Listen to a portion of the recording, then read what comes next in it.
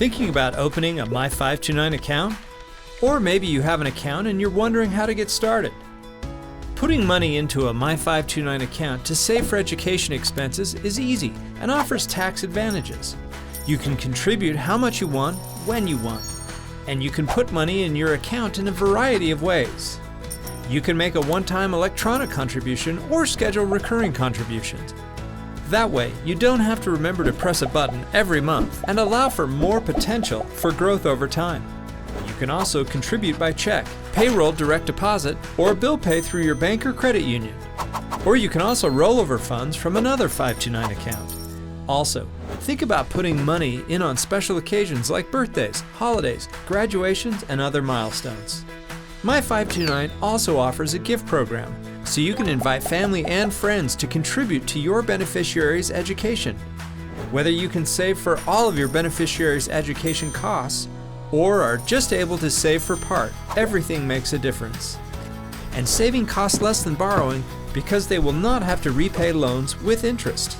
When your beneficiary is ready, they can use their 529 funds to attend college, university, trade or technical school, or graduate school anywhere in the United States or abroad that accepts federal student aid. Visit my529.org to learn more.